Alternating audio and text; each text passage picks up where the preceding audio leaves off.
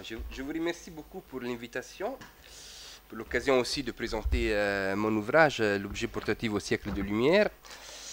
Aussi pour présenter en quelque sorte les questions que je me pose au sujet de l'objet comme document matériel. Et je vais essayer dans cette présentation aussi de contextualiser un peu, comment dire, cet ouvrage à l'intérieur des débats que vous avez déjà un peu mentionné au sujet de ce qu'on appelait comme un material turn, donc en quelque sorte d'une redécouverte, une découverte de la dimension matérielle de l'objet comme document pour les historiens, mais aussi pour d'autres disciplines. Mais donc aujourd'hui, effectivement, l'objet occupe et la matérialité de l'objet occupe une place assez vivante, assez importante dans les recherches de plusieurs disciplines, et on retrouve des éditions de numéros thématiques de revues de l'histoire des religions à la philologie consacrées à la question de la matérialité et à la question des objets. Aussi, il y a des œuvres de divulgation, de popularisation, comme on pourrait citer l'histoire du monde en 100 objets de Neil MacGregor. Neil MacGregor, ancien directeur du British Museum, actuellement directeur de l'Humboldt Forum à Berlin, qui ont un succès incroyable. Donc, cela, en quelque sorte, nous amène aussi en tant qu'historien, nous a amené à considérer la place de l'objet comme document matériel dans l'histoire sociale et de la consommation au XVIIIe siècle. Pour comprendre un peu le sens de ce material turn, on pourrait encore mentionner l'histoire des sciences. Depuis les années 1980, 70, 80, on a vu vraiment un grand passage, une grande transformation dans l'histoire des sciences. Donc il y a une histoire internaliste où on pourrait imaginer une histoire de la physique très axée sur l'histoire des théories. On est passé à une histoire qui s'intéressait à la pratique scientifique et à la formation des savoirs. Dans cette science en action, l'expérimentation joue un rôle très important. Et dans cette attention pour l'expérimentation, les lieux de l'expérimentation, les laboratoires jouent un rôle important. On s'intéresse à l'histoire sociale clairement des acteurs de cette recherche, mais on s'intéresse aussi à l'histoire des instruments scientifiques qui participent à la formation du savoir, qui incorporent la théorie et qui la traduisent. Donc, en quelque sorte, l'histoire des sciences, et je pense aux travaux de Stephen Shapin et Simon Schaffer, je pense sûrement à Bruno Latour, je pense à Lauren Dunston, à Hans-Jörg Reinberg, ont ouvert sûrement en quelque sorte une voie à reconsidérer d'une part la matérialité de l'objet et puis à la recolloquer, à la replacer dans une analyse des pratiques. Ce ne sont pas seulement les historiens des sciences, on peut penser aux travaux aussi de Roger Chartier sur la matérialité du livre et sur l'importance de la matérialité des livres pour l'appropriation du texte et donc la construction du sens. Tous ces travaux-là, en quelque sorte, sont un peu à l'origine aussi des questions que je me suis posées au moment que je cherchais un sujet de thèse, en remarquant ensemble que je sortais en quelque sorte du musée, donc avec cette double parcours musée-université, et je voulais intégrer en quelque sorte ce que j'avais dans les objets, les collections et les objets même, dans un questionnement historique. Donc pour résumer, donc il y avait deux positions importantes. D'une part, l'objet, la matérialité de l'objet comme inscription du savoir. Deuxièmement, une approche pragmatique, donc ou pratique, dans laquelle l'objet comme dispositif matériel figure comme une partie qui participe à la configuration de l'action.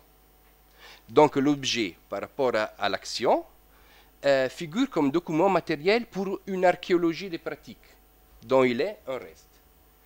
Et ces pratiques et l'analyse de l'objet et des traces de l'objet conservées dans l'objet, permettent en quelque sorte d'enrichir le spectre de documents que l'historien peut utiliser pour cette enquête.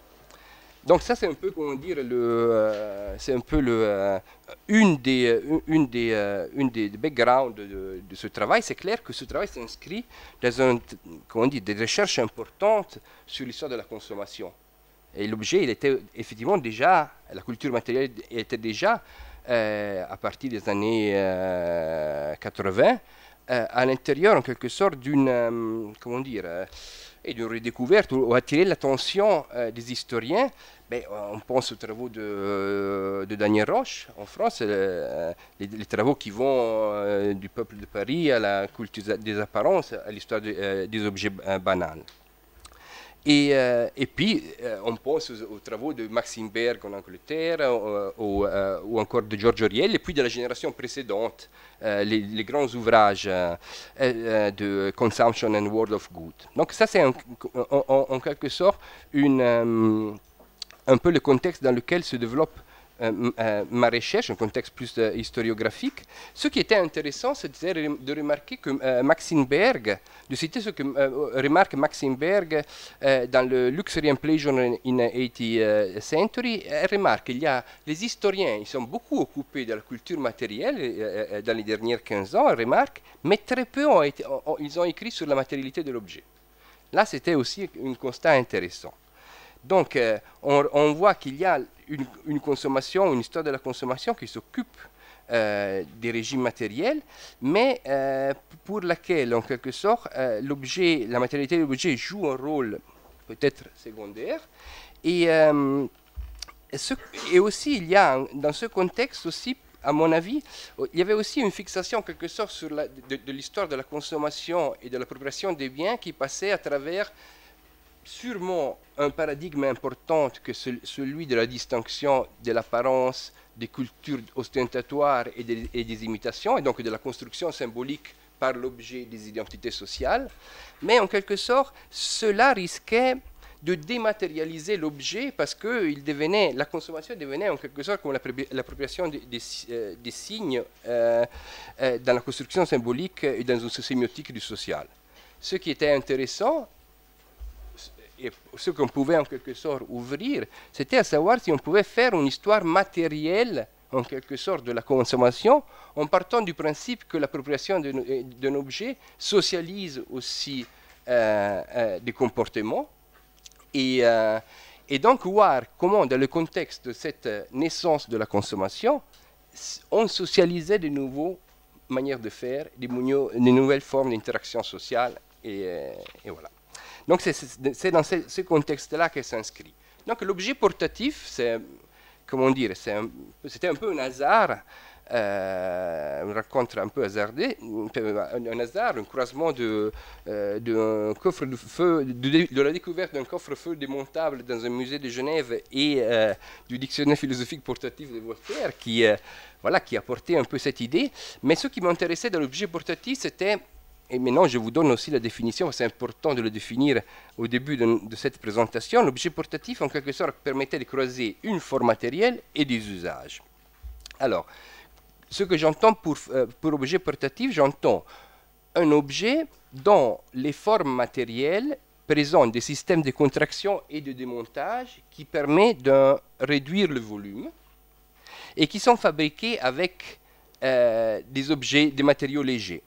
Il y a aussi d'autres dispositifs qui permettent la portabilité des objets, comme la miniaturisation ou encore l'usage de contenants. Portatif, donc, signifie une forme matérielle, mais signifie aussi un usage porté avec soi. Donc, étudier l'objet portatif, c'était étudier une histoire matérielle d'un objet, intégrer la matérialité dans mon enquête, mais intégrer aussi l'usage de ces objets. Ça, c'était un peu la raison pour laquelle je me suis occupé de ça. Donc, le contexte historiographique du 7e et 19e siècle, c'est on dirait en long 18e siècle, c'est intéressant parce que, d'une part, il y a cette histoire, cette naissance de la consommation qui a été, comment dire, les travaux sur l'inventaire après décès, ils ont montré, les travaux de Daniel Roche, les travaux collectifs de la publication de Annick Pardaillet-Galabron, La naissance de l'intime, montrent, comment dire, qu'il y a cet enrichissement du régime matériel des foyers parisiens, mais ah oui,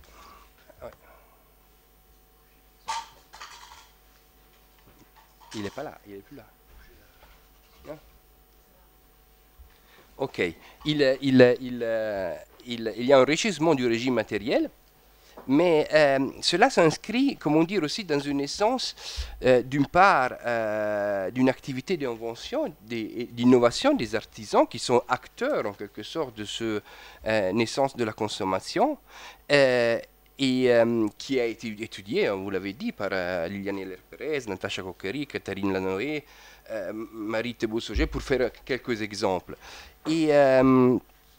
Et qui montre comment, d'une part, cette consommation, ce milieu artisanal innovatif prend en charge aussi, en quelque sorte, il est acteur d'une micro-invention, d'une micro-innovation qui se destine, en quelque sorte, à pénétrer dans les pratiques quotidiennes. Et l'objet portatif permet, en quelque sorte, d'analyser ces micro-inventions. Comment cette culture artisanale prend en charge ces micro-inventions. Et comment cette micro-invention pourrait aussi s'inscrire dans une sorte de technicisation du quotidien. Et je dis ça en faisant référence à la grande thèse de Sigrid Gideon, The Mechanization Takes Command. D'une part, il y avait ça. Donc, à travers l'objet portatif, étudier cette dimension particulière de la consommation et de l'innovation au XVIIIe siècle. D'autre part, l'objet portatif s'inscrivait et croisait encore dans un autre versant, le travail de Daniel Roche, dans cette histoire de la mobilité, donc, qui a été mis en relation, en lumière avec la publication en 2003 des Humeurs vagabondes. Donc l'histoire portative, c'était une façon aussi d'étudier dans une perspective différente l'histoire de cette mobilité. En partant d'une consommation qui pouvait être individuelle, même s'il y avait des ponts portatifs, par exemple, ce n'est pas seulement individuel, mais une mobilité qui est acquérie à travers la mobilité et la portabilité des dispositifs, et pas seulement à travers l'amélioration des infrastructures ou des systèmes des véhicules. Mais cette portabilité permettait aussi de décliner cette consommation, cette mobilité, pas seulement dans les mobilités des personnes ou des marchandises, mais aussi dans une mobilité plus personnelle, plus intime, liée aussi aux objets, par exemple, de chauffage, des lumières, en mettant en évidence aussi le fait que si aujourd'hui une certaine forme de commodité est inscrite dans une forme technique des infrastructures, au XVIIIe siècle, il y avait une alternative, une forme technique alternative, c'était celle de la portabilité.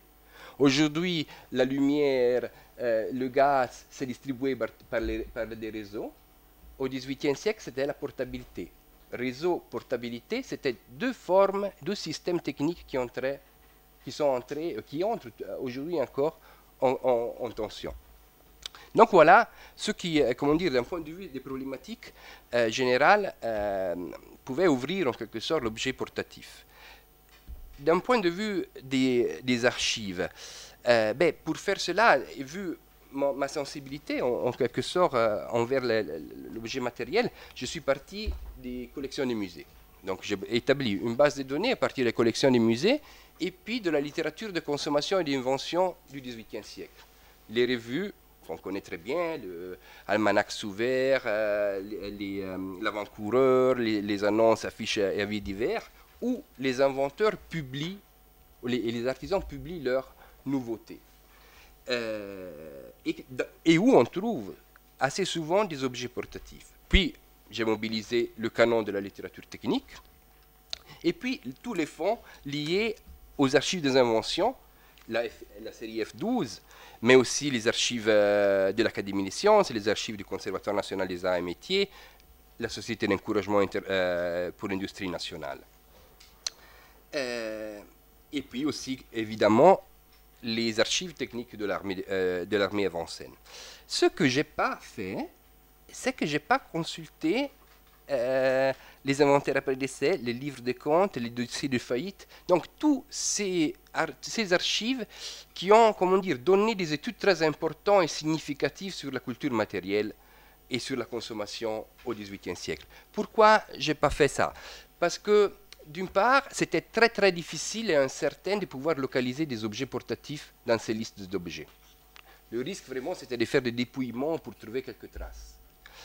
Mais aussi parce que, enfin, comment dire, l'histoire sociale de ces objets, je voulais essayer de la faire d'une autre façon.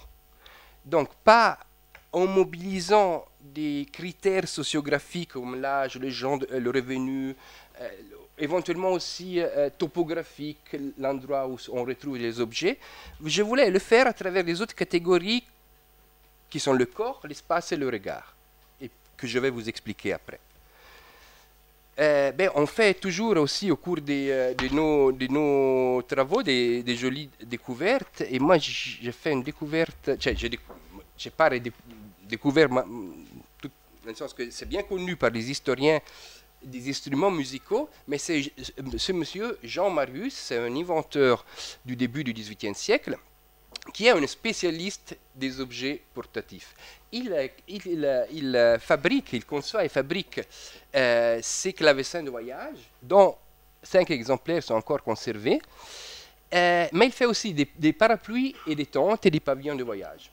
Donc c'est un personnage très intéressant dans les archives de l'Académie des sciences, dont il était adjoint mécanicien jusqu'à 1715 à 1818, date de sa mort, conserve une centaine de feuilles qui comment dire, constituent un dossier complet de l'activité d'un inventeur de cette époque-là, qui arrive à se mouvoir entre les institutions savantes, mais aussi, comme on le verra, il est aussi comment dire, il a une grande compétence aussi dans la préparation, de la conception, par exemple, d'outils de communication commerciale comme une affiche.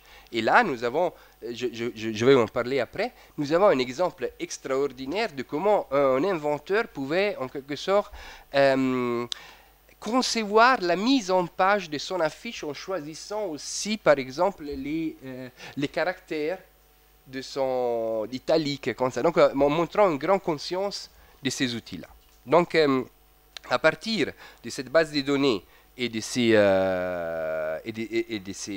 archives, j'ai pu faire en quelque sorte des études de cas, Donc, la structure du livre. Ah non, excusez, mais non. Ah, voilà. La structure du livre. Le livre se structure en 2 parties. Il y a cette partie qui est consacrée à la culture technique de la portabilité. Je voulais faire en quelque sorte une sorte d'histoire totale de l'objet, de sa conception à ses usages. La première partie est consacrée à la culture technique de la portabilité. La deuxième, aux usages des objets portatifs. Donc, maintenant, je vous introduis un peu les problématiques liées à la première partie. Alors, l'objet portatif, il appartient au canon de la littérature technique. Donc, des traités du Moyen-Âge, comme celui de Mariano Taccola, on retrouve des objets portatifs. Vous voyez là, c'est un pont portatif avec des parties qu'on peut composer. On le trouve, Léonard aussi s'occupe dans ses anatomies des machines, s'occupe des éléments de la portabilité des objets comme les charnières. Mais cela sont que 2 exemples d'une présence constante de la portabilité des engins, des machines portatives, des objets portatifs dans cette littérature. Même les inventeurs, lorsqu'ils dressent la liste de leurs inventions pour obtenir un privilège ou un soutien de la part du roi, ils évoquent aussi très souvent l'invention de ces objets. Pourtant, c'est intéressant parce que ces objets, cette technique de la portabilité, n'a pas un savoir réduit en art, n'a pas des règles. C'est une connaissance technique qui reste tacite et implicite constamment. Donc ça, c'est la première caractéristique, si on fait une histoire des techniques des objets portatifs. La deuxième caractéristique, c'est que ces objets, et ça, comme j'ai pu le constater, et je m'appuie aussi aux travaux de Hélène Vérin sur les tours militaires du Moyen-Âge, ces techniques n'évoluent pas beaucoup dans le temps. Donc, ils sont très stables. Ces deux qualités, donc absence d'un savoir formalisé, d'une réduction en art et invariance dans le temps, étaient les mêmes problèmes qu'avait rencontré une historienne de l'art américaine qui s'appelle Svetlana Alpers dans ses études sur l'art hollandaise du XVIIIe siècle. Le titre du livre, c'est Art of Describing Dutch Art in 17th Century. Et elle commence aussi son livre en disant l'art hollandaise, à différence de l'art de la Renaissance italienne, n'a pas de traité théorique, comme par exemple des pictures de Léon Baptiste Alberti, et n'a pas en quelque sorte une histoire de transformation forte des systèmes stylistiques, on pourrait dire comme ça. Qu'est-ce qu'elle fait alors pour problématiser, pour construire son analyse de cette art hollandaise? Il fait une analyse des cultures visuelles dans lesquelles l'inscrire.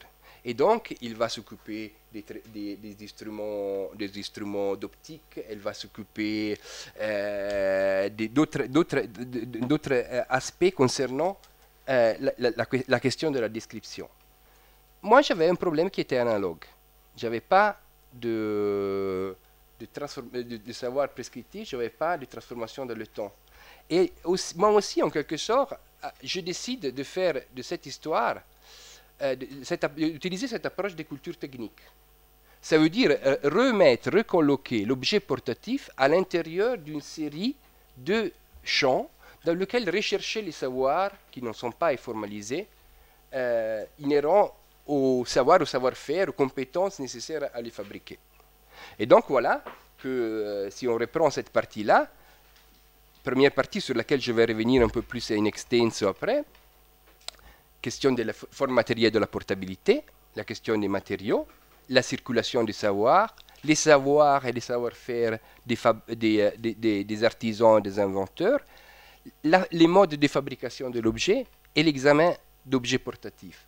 En passant à travers ces sujets-là, ces champs-là, je vais essayer en quelque sorte de recomposer les cultures techniques d'une innovation qui, comme je dis avant, prend en compte à travers ces micro-inventions des besoins d'objets portatifs et donc des besoins en quelque sorte d'amélioration matérielle de la vie au XVIIIe siècle. Alors peut-être je vais vous présenter un des approches qui est celui où je cherche en quelque sorte de valoriser la matérialité de l'objet. Et c'est un approche. Alors, j'avais dit avant, en quelque sorte, l'objet, la matérialité de l'objet est une inscription d'un savoir technique. Et donc, comment peut-on comprendre ce savoir technique? J'ai emprunté aux historiens de l'art et aux ethnologues la description. La description, excusez, comme mode, en quelque sorte, pour isoler des qualités des objets et pour identifier des opérations qui sont tacites, mais qui permettent en quelque sorte à la fabrication, la conception et la fabrication de ces objets. Alors, premier exemple, il y a une typologie structurelle. C'est clair que nous sommes ici en quelque sorte dans une autre piste d'analyse, méthode d'analyse. Si on veut travailler sur le document matériel, il faut avoir des méthodes qui lui sont propres. Comment dire, en tant qu'historien, nous devons mobiliser les archives, mais si on veut donner de l'espace à un document matériel, il faut essayer d'utiliser des méthodes qui lui sont propres. Donc, la description est une des méthodes utilisées par nos collègues historiens de l'art ou ethnologues pour la description, pour la formation d'un savoir. Donc, par rapport aux objets portatifs, alors j'ai défini des catégories de description. Première catégorie structurelle. Alors, ça, nous sommes Roubaud, l'art de menuisier, c'est du mobilier de voyage. Et là, nous sommes confrontés avec une problématique liée à la contraction et à l'extension du volume. L'analyse des sources aussi montre que cette contraction des volumes se confronte avec des problématiques d'économie du temps de la contraction ou de l'extension des structures. perte des objets s'il s'agit d'objets démontables. Ce qui est très important, c'est voir aussi, et ça c'est un des premiers opérations, c'est l'importance de la géométrie. Construire un objet portatif, ça veut dire, donc dont le volume est articulable, signifie pouvoir, à travers la géométrie, calculer l'espace d'un objet construit et l'espace d'un objet fermé. Ça, c'est une. Donc, c'est comment dire, il faut bien connaître la géométrie. Là, il y a un autre exemple. Deuxième typologie, fonctionnelle. La typologie fonctionnelle est assez intéressante parce qu'enfin, nous sommes confrontés avec des objets portatifs dans lesquels on a, par exemple, des. Comment je les ai appelés des implantations, on pourrait dire, d'une fonction sur un autre objet. Ici, nous sommes confrontés avec une canne sur laquelle on ajoute un petit bâton pour faire un siège. Là aussi, il faut reconnaître la fonction de l'objet et pour la pouvoir inscrire dans un autre objet. Il faut en quelque sorte l'abstraire. Plus intéressant à ce sujet, bon, là, il y a encore un cas d'armes à feu avec des armes blanches. C'est encore une thématique sur laquelle je vais vous parler après. Là, c'est encore un autre exemple de cette abstraction des fonctions. Nous sommes encore chez Roubaud. C'est très intéressant parce qu'enfin, ces 3 points. Alors, une siège, c'est 2 surfaces, un sur l'autre. Une surface se forme avec 3 points, nous sommes d'accord. Donc, l'inventeur qui construit, qui conçoit ça, il fait cet exercice géométrique de, comment dire, réflexion à dire qu'est-ce que c'est un tabouret? C'est une surface sur l'autre. Comment je peux la reconstituer avec des segments qui constituent 2 fois 3 points. Et donc, voilà une autre, comment dire, une autre compétence géométrique et d'abstraction qui est liée à la fabrication de ces objets. Je passe un peu rapidement. Les contenants. Les contenants, c'est intéressant parce que là aussi, on a un savoir qui est difficilement, comment dire, saisissable par les sources écrites. C'est enfin le rangement. Le rangement, c'est un art en quelque sorte de renfermer des objets dans un espace déterminé, selon sûrement aussi un processus esthétisation, là on le voit très bien, mais que, en quelque sorte, appartient aussi à un dispositif technique, comme le reconnaît très bien, par exemple, l'Académie des sciences en 1742, lorsque on attribue une approbation à un moulin portatif conçu par Mansart. Charles-Étienne Camus et Louis Duhamel de Monceux écrivent « Le moulin de Mansart reçoit un certificat de la part de l'Académie, non pas parce qu'il a introduit des transformations... » Non, excusez, ça c'est moi. Tout l'art consiste à avoir tellement réduit et déposé toutes les parties qui le composent qu'elles puissent être enfermées dans une cage de 4 pieds de largeur et 5 pieds de longueur. Donc, il reconnaît l'Académie que là, c'est le rangement. Nous le savons, l'historien, nous sommes occupés de l'importance du rangement au XVIIIe siècle. L'histoire des sciences, la taxonomie dans l'histoire des sciences est un système classificatoire qui se fonde sur l'usage de tool of knowledge, donc les dispositifs matériels qui contribuent, qui permettent, facilitent cette classification des collections, qui sont à travers des opérations de rangement des feuilles, des autres espèces naturelles. Là, le rangement joue un rôle très important dans cette culture scientifique au XVIIIe siècle. Daniel Roche, il parle du passage des coffrets aux armoires dans une culture culture matérielle qui voit en quelque sorte l'augmentation des effets. On remarque aussi en quelque sorte l'apparition de mobilier dans lequel les objets ne sont pas empilés mais sont rangés. Et donc là, on voit que ce rangement, c'est une culture technique qui existe, qui est reconnue, mais que très difficilement émergent d'autres formes d'analyse que l'analyse matérielle.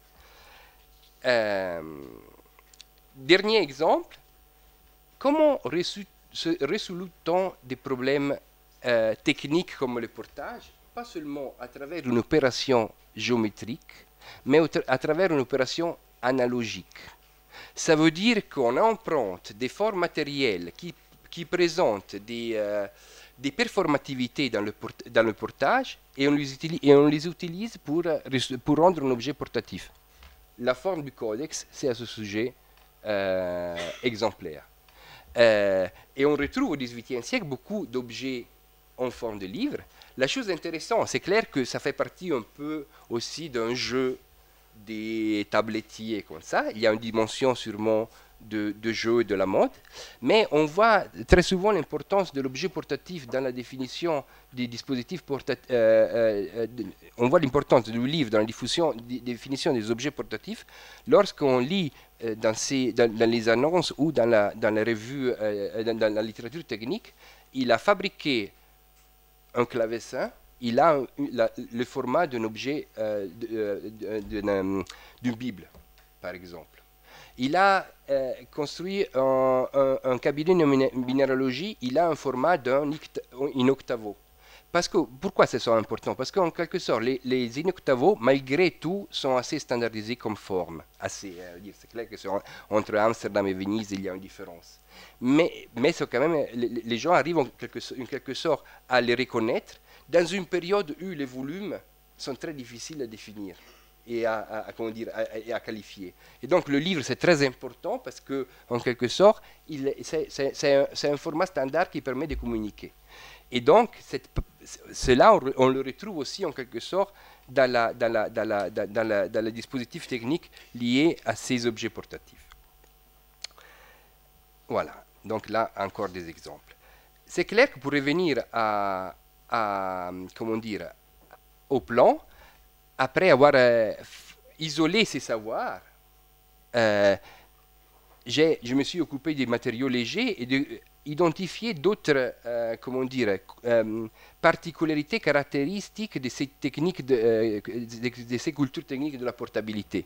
Et là, on trouve, par exemple, une chose très importante dans le transfert de savoir.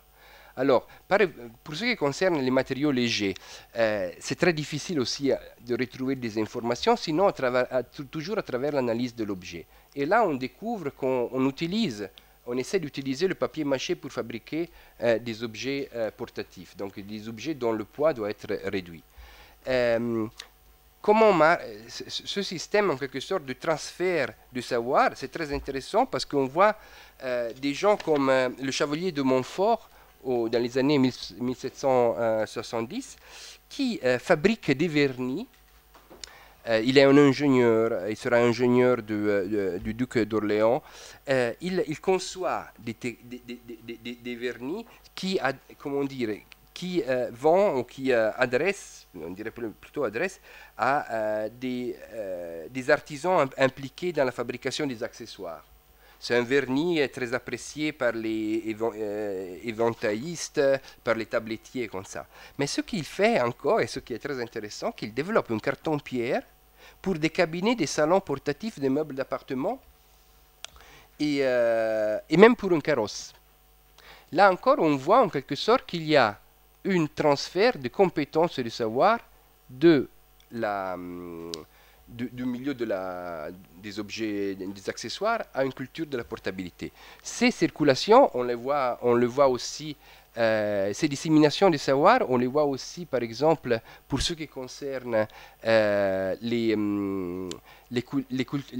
cultures techniques de la portabilité, et en particulier des moulins portatifs, dans lesquels on a des exemples très intéressants liés au début du 19e siècle. L'armée part en campagne en Russie, il y a un problème de subsistance des armées. Ils pensent de concevoir, d'utiliser des moulins portatifs. Ça ne marche pas, les premiers tentatives, ça ne marche pas, donc le ministère,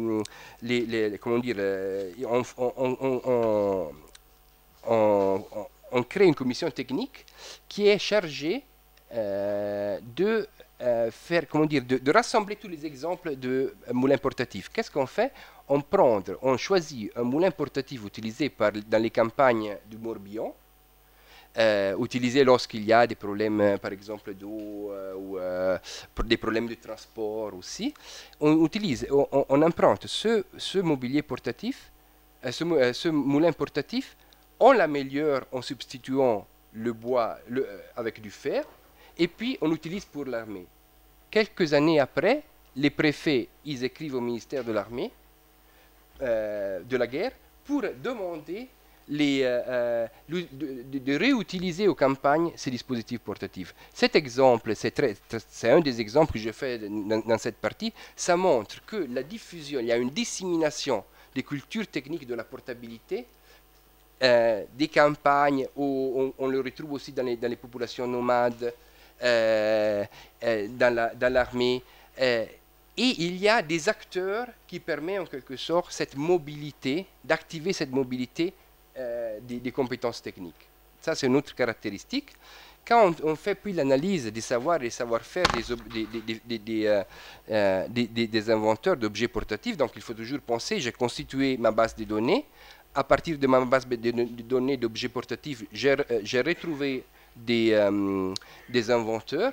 Ces inventeurs affichent dans les articles qu'ils publient dans les revues des compétences. Ce qui est très intéressant à relever de ces compétences, c'est que, comment dire, les sources du XVIIIe siècle nous montrent, comme Maquet, le dictionnaire raisonné universel des arts et des métiers, nous montrent en quelque sorte l'existence, une dévérification entre des machinistes, et je cite, qui n'opèrent qu'au hasard, et puis des mécaniciens qui opèrent selon des principes. Les inventeurs d'objets portatifs, qu'est-ce qu'ils peuvent faire, ils confutent un peu cette divarication, parce que dans la description de leurs compétences, ils montrent de connaître la géométrie pratique.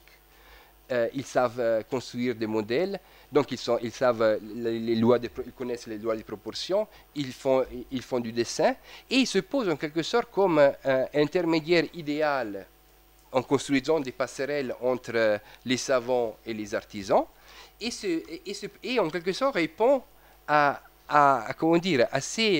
confirme l'importance de cette géométrisation telle que nous l'avons vu dans la description matérielle que j'ai fait précédemment. La chose intéressante aussi, ceux qui savent faire, c'est aussi ça. Ces entrepreneurs comme Jean Marius, ils connaissent l'écriture de l'objet. Pas seulement ils connaissent les institutions parisiennes pour pouvoir obtenir des privilèges. Et c'est quand même une compétence très importante d'écriture, de connaissance de l'institution. Mais ils savent écrire des affiches. Et quand ils écrivent des affiches, ils doivent formuler des valeurs d'usage de leurs objets. Cette formulation des valeurs d'usage, en s'adressant aux besoins des consommateurs, selon moi, n'est pas seulement une question de communication, mais, et on le voit très bien dans les dossiers Marius, ils pénètrent cette valeur d'usage aussi dans le moment de conception de ces objets. Ce sont presque des exercices qu'ils font quand Jean Marius fabrique et conçoit des clavecins de voyage. Il choisit le nombre de charnières en fonction des usages. Et à partir des usages, en quelque sorte, qu'ils soient un usage domestique ou un usage de voyage, modifie le nombre de charnières. Et donc, ça veut dire cette possibilité d'écrire l'objet, de le contextualiser dans un usage, devient aussi, en quelque sorte, un des outils du projet qu'ils possèdent et qui possèdent les artisans du XVIIIe siècle. Puis, bon, dans la suite de cette construction, de cette partie, il y a la question de la fabrication qui est très importante. L'objet portatif est un objet juridique parce qu'il est mi-objet fonctionnel, mi-machine, parce qu'il peut se plier comme ça. Et c'est très intéressant de voir comment il s'inscrit à l'intérieur des débats des différents qui impliquent les métiers parisiens. Alors, on voit se disputer continuellement autour d'objets portatifs les menuisiers, les serruriers et les tapissiers. Parce que dans la fabrication de cet objet, ils doivent intervenir les trois métiers. Et cela pose le problème puis de la saisie de de la saisie des objets de la part des jurés des autres professions.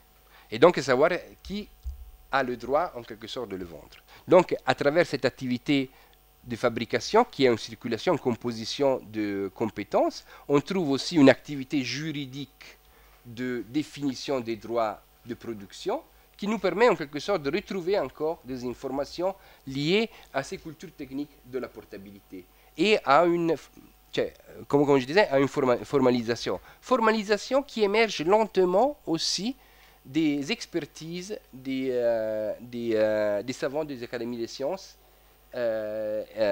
qui s'occupent de l'examen de ces machines. Ce qui est intéressant, que ces examens des machines se construisent d'abord et avant tout sur la question des usages de ces dispositifs, à savoir le temps de manipulation, le temps de montage, le nombre de parties, et pas sur les formes matérielles, qui sont, on écrit seulement au XIXe siècle sur les charnières, sur les techniques de construction des charnières. Donc, comment dire, évolue, pour ce qui concerne l'examen savant, très, très lentement. Donc, cette analyse de champ, ce permet en quelque sorte de, comment dire, de définir cette open technique qui a été très bien étudiée par Liliane Hiller-Pérez et de montrer comment dire, l'importance et l'innovation de ces artisans qui possèdent, comme je disais, des savoirs techniques, encore 5 minutes, des savoirs techniques qui possèdent, qui connaissent les institutions, qui connaissent les outils de communication et qui arrivent en quelque sorte aussi à rendre mobile ces technologies en important des campagnes à l'armée et en la réutilisant à nouveau, par exemple, dans les campagnes selon les questions des préfets, en répondant aux questions des préfets. La deuxième partie, maintenant, malheureusement, j'ai que 5 minutes, mais enfin, ce qui est intéressant, c'était à savoir de cette exigence, en quelque sorte, d'inscrire l'objet à l'intérieur des pratiques. À savoir que cette consommation n'est pas seulement la circulation de valeurs symboliques, mais la consommation, l'augmentation des objets comporte en quelque sorte la diffusion de nouvelles manières de faire. Et donc j'ai construit à travers l'analyse sur la proximité avec le corps des objets de poche, objets portatifs et espace, donc la commodité liée à l'objet et la sédentarisation de l'objet portatif. L'objet portatif est toujours aussi un objet esthétique. Adam Smith écrivait à propos de ces objets, ce qui nous intéresse plus, c'est en quelque sorte de penser comment les parties sont conçues en fonction d'un usage que l'utilité de ces objets. C'est comme quand on a, je suis suisse, on a un couteau à 40 lames, c'est plus intéressant de penser que ce couteau à 40 lames et penser à la virtuosité de l'inventeur qui l'a conçu que de l'utiliser. Parce qu'enfin, quand on a dans une poche 40 lames, c'est très inconfortable. Donc, pour ce qui concerne la proximité avec le corps, et je conclus sur ça, ce qui est intéressant, c'est à savoir que quand on pense à ces accessoires, on l'a étudié, c'est clair, au sujet de la culture de l'apparence, on les a étudiés au sujet des processus d'innovation imitatoire à travers, par exemple, la construction des tabatières ou des éventails à bon marché. Mais on a risqué toujours aussi de renfermer, comme l'ont fait justement en partie aussi les historiens de l'art, ces éventails, de les encadrer et puis de les accrocher à un mur. Ces objets-là, ils prévoyaient des manipulations et des gestes. Et ces gestes-là, ils participent à la construction des modes de communication sociale.